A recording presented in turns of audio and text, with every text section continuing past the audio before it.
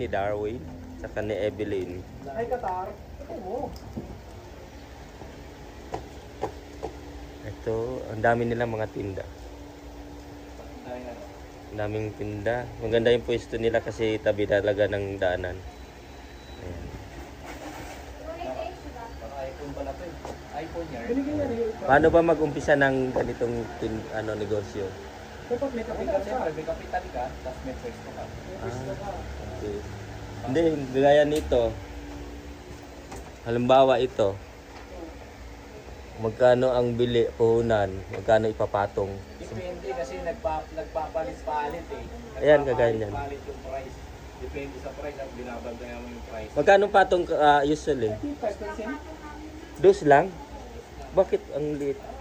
Yung parang kumita ka. Paano na yung competitors? Ay, ganun. Para may idea rin kami sa ano, Depende sa item. bindi sa Katindahan, 10 kagaya yung mga ano, bali 20% pala yun. Hindi, mahal yun. Hindi, 10 to 15%. Depende sa'yo kung paano mo lalaroin yun. Halimbawa, yung mga ano, shampoo, mga sabon. Hindi, 10 to Lahat yun. 15%. Pero mas mataas yata sa alak. Kasi Sa alak, ganun din, depende. Tatansyahin mo kasi mis mabenta alak, mas mababa ka, siyempre, mas marami dito. Sa alak, magkanong ano? Kunyari, mis mababa ka ng 5, mas marami pa rin dito. Ano kasi yung alak, ano yun eh. business, ano ng alak sigarilyo kaysa kalsal. Parang sila Sumama na pala ngayon? Ayun, pati sa barangay, makikita mo. Oo. Kagaya ng Red Horse, magkanong ka, sa isang Red Horse, 120. Pero alam mo kasi dati, si Parit siya, kung may alak siya. Sasabihin mo ron, hindi Sab- mo pagka hiniwalay mo yun, Laki ang, mas malaki ang ano. Dapat Oo. isa naman. isa lang. Magkano ba ang ano, Initial capital business na- permit yearly? Business permit, dapat kung gusto makamura, ilalagay mo ano talaga, barangay lang. Kasi pag inilagay mo, kasi iba, presyo mo. Hindi, pagka depende sa kikitain mo eh. Kunyari, inilagay mo, nasa milyon ang kinikita mo a year. Mas malaki yung babayaran mo sa biyaya. Mhm. Siyempre, dahil ano ka lang, sari-sari store.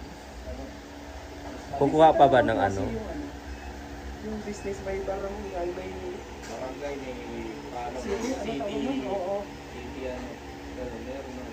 Okay, siyempre, hindi ka naman kasunod sa city dahil nakabarangay ka lang. Hindi ka naman ano. SM yard, SM. Magkano na ano mo, na nai-release yung ano? Business permit. Pinastos. Sa BIR, ano pa lang, parang nilalakad ko pa lang sa BIR. Ito sa DTI. DTI. Hindi, yan mo. BIR, siguro sabi nila, hindi naman Pwede bang hindi na lang, hindi magbayad sa Pero biyaya? huwag ka mag-delay. Kunyari, kumuha ka na ng DTI, dapat bago mag 1 month, makakuha ka na ng BIR kasi may penalty yun pag mag 1 month. 1,000 per month yata o basta sa isang ano, ganun. Pag na-delay ka na. Pero may ano yung government na I think 3 months, libre mo na ano. Pwede pa hindi mo ng business permit. Hindi ko alam, pero Barangay, ano yun? Permit, barangay. yun, barangay. Oo. Kasi may consideration yun eh. Na Barangay. nag-start ka pala. Kahit hindi ka muna kumuha ng barangay within 3 months. Consideration, oo. Parang ano kasi try pa yun eh. Ate, ba't hindi ko makain? Yung alak, magkanong ipapatong sa alak? Halimbawa, Red Horse. Sa Redos, depende sa laki. 120 yung isang ano eh, malaki. Makulang mo kasi iba-iba rin yung supplier eh. Iba-iba preso, ano supplier eh. Kalahati ba ang tubo doon? Hindi abot na kalahati. Hindi ba pwede ano, mag-iba-iba yung price sa umaga, iba sa gabi? Depende sa'yo. Kung kunyari, kung na nag-iisang bukas dito, siyempre, chance mo na yun. Gusto mo magtaas. At saka yung reviews yata pag madali, di ba may athlete kasi yung freezer. Hindi. Patong Ang talagang benta ng Red Horse dito, 130 isang piraso. Yung iba, 125. Pero 120 lang. Mabait ako eh. 120, magkano tubo doon?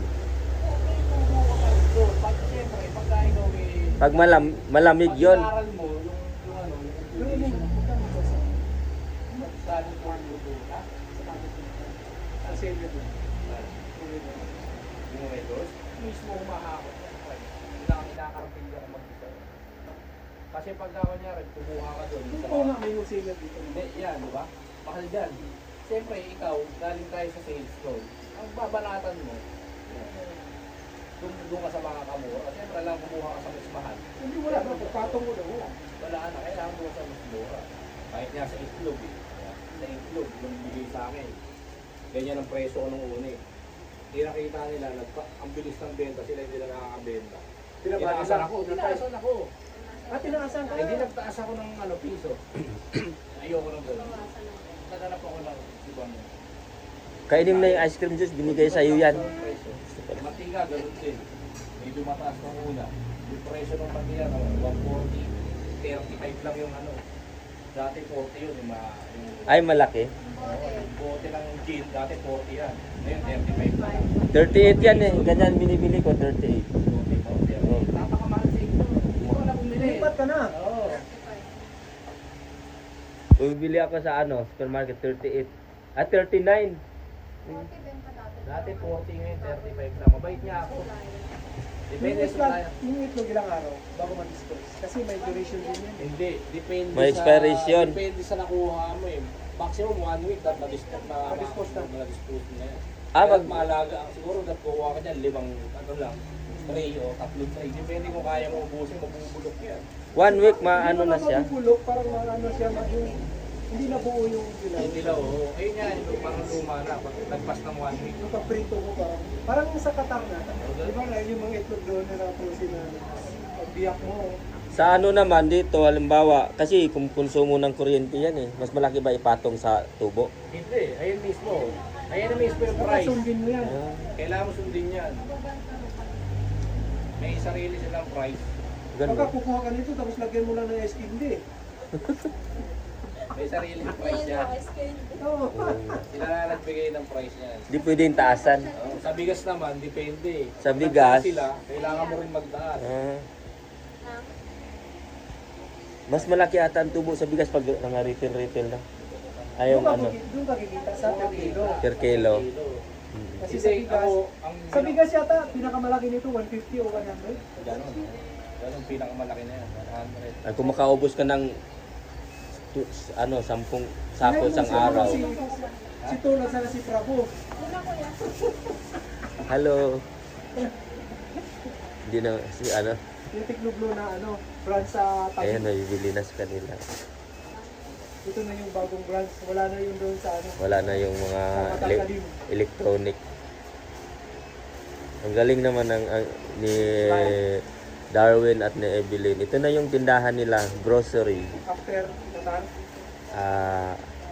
Matagal din sila sa Qatar, no? 16 years. Oh. Si Darwin ata ilang taon sa Qatar? 13. Mabuti naisipan yung mag-for-good sabay Kasi may isip ko. sa bagay. No? Hindi na yung may babalik yung Panahon di mo maibabalik. Tulad sa anak mo, ang talino. Ibagsak sa Mapandra mo na siya, maulit. Kasi maulit mo, maglagot. Oo, pag ignugan. Ano po, makulitan? Suko na sa sakua. Kanina yung mga